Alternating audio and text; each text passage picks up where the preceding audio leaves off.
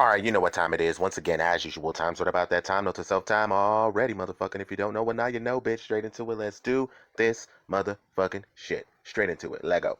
Now, depending on my mood, this video might be a fairly quick one, but we never know until we get out the message that needs to be relayed now.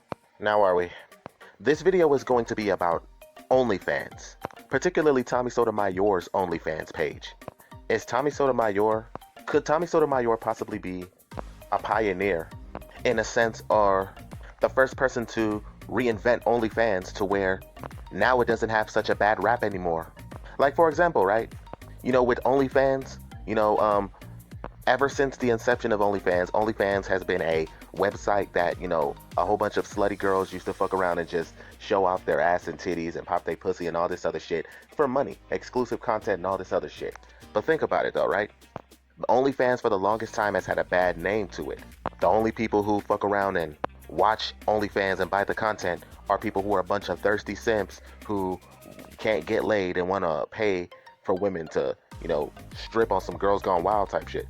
See, OnlyFans is really something that used to be primarily for women. And there's not too many guys that have OnlyFans accounts. But my thing is this though, why do the women get to have all the fun? Why can't guys fuck around and, I guess, make exclusive content too? Now, the exclusive content doesn't have to be sexual, but it can be content that people have to pay to see. So therefore, it doesn't have to be a bad thing. So therefore, in a sense, I would say that OnlyFans, the image of OnlyFans would be cleaned up. Think about it. When you have the YouTube algorithm and all of this other bullshit, YouTube has been censoring people. YouTube has been flagging down videos that aren't family friendly and all this other shit. YouTube guidelines are more stricter. They're demonetizing videos for no apparent reason at all. When you have people false flagging your videos and YouTube takes your videos down and comes up with every reason to not pay you. So basically YouTube is getting paid off your videos that you make while you're getting paid nothing at all. And it sucks. And the media, they're only allowing politically correct voices, feminism, LGBT, liberal media personalities to be able to be monetized. People who say the most dumbest, most ratchet, most ignorant, hood rat ghetto shit that destroys the community. They are the motherfuckers who are getting monetized. While the people who speak the truth, those people get censored everywhere they go. You do a video about conspiracy, your channel gets taken down. My thing is, I have to question, can OnlyFans be the next YouTube to where people can make exclusive content without worrying about getting their channels flagged down? Now see, when Tommy Sotomayor created his OnlyFans, I'm thinking to myself, that's a good idea for him to do that, because when YouTube keep constantly flagging him down, taking down his videos and saying, oh, your YouTube has been, your video has been taken down because it doesn't go along with the YouTube guidelines. See, people always try to flag his shit down, and it's not just him, it's everybody. The people who they try to censor, like Alex Jones, they took down Gavin McInnes, they took down so many motherfucking YouTube personalities, man. But this OnlyFans can be the game changer, because now people could be able to support content. This is guilty pleasure content that people could be able to support. And it doesn't have to be about sex. It doesn't have to be about the degrading shit. It could just be content that people want to hear that the media will censor, because the media is trying to control what the people watch, what people view, what people like. Nobody can flag Tommy's shit. Nobody can take his stuff down. And the only way to watch his stuff is to pay for it. It's kind of like his website. But I wouldn't know what's the difference between his website and OnlyFans. If he has an OnlyFans, it would make his website useless. Or it wouldn't be a point to his website if he has OnlyFans. I don't know. I mean, maybe he'll figure out something with that, try to make his website and OnlyFans interchangeable to some degree, but I'm thinking him making an OnlyFans is a good idea. For one, because YouTube is trying to censor out voices like him. For any reason, you can get flagged and your channel taken down, and when your channel gets taken down, you get demonetized, which you lose out on thousands of dollars a month. Because people who hate you could just flag your shit down, and there ain't shit that you could do about it, and it sucks. So this is a great way for people who are Soto Nation members to support his stuff without his shit getting flagged, without anybody trying to ruin the shit that he has. So the true people who are loyal fans can support him.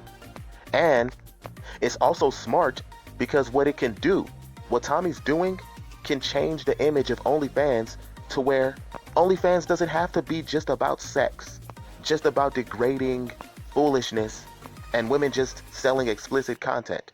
It could be about men who usually get their voices censored on YouTube to use the website as refuge away from YouTube's oppressive guidelines so they could be able to make a political statement and make money on the back end while using YouTube as a promotion to their OnlyFans. So even if their YouTube channels do get monetized, hey, just join my OnlyFans. You know, they have that, they have Patreon, but a lot of the MRA content, Red Pill content, MGTOW content, Ibmore content, all of these contents that, you know, YouTube will say, oh, well, these are against the guidelines because you're saying things that are perceived to be as anti-woman, anti-gay, anti-whatever the fuck, anti-Semitic, anti-whatever the fuck, right?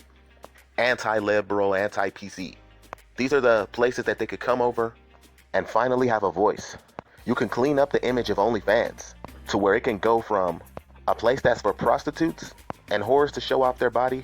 It could go from that to a place where a lot of the people who are telling the truth but are getting censored, like Alex Jones and Gavin McInnes and all of these, Steven Crowder and all these people who've had their channels flagged down, they can, you know, join an OnlyFans page and fuck around and actually have people supporting them, man. And how much you want to bet? You probably gonna have motherfuckers in this bitch because Tommy Sotomayor created an OnlyFans. It's gonna be a bunch of other motherfuckers in the black sector who are gonna create OnlyFans too. Sign up to my OnlyFans, join my OnlyFans page. Like, come on, fuck out of here. Like, the motherfuckers weren't trying to do an OnlyFans until Tommy did it. Just you watch. It's gonna happen anytime soon. And see, the one thing that they cannot flag is an OnlyFans page. But can you imagine if Tommy Sotomayor got kicked off of OnlyFans too? Like, how the fuck you get kicked off OnlyFans? You got bitches flashing their titties, showing their ass, they pussy, all this shit, and they don't get kicked off this bitch. But a dude who's just speaking the truth about certain things about our community, he gets kicked off for having inappropriate content. I still don't know how the fuck he got kicked off of Patreon, but I'm just gonna sit back, relax, and wait till all the cards unfold.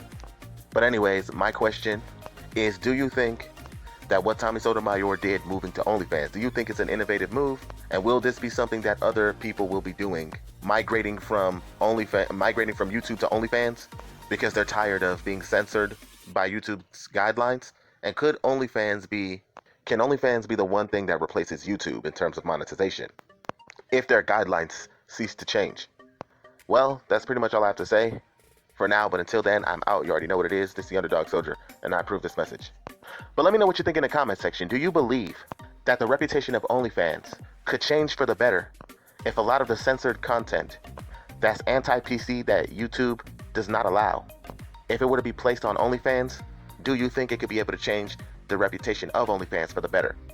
Just let me know what you think in the comment section below. This is the Underdog Soldier. I'm out. Peace.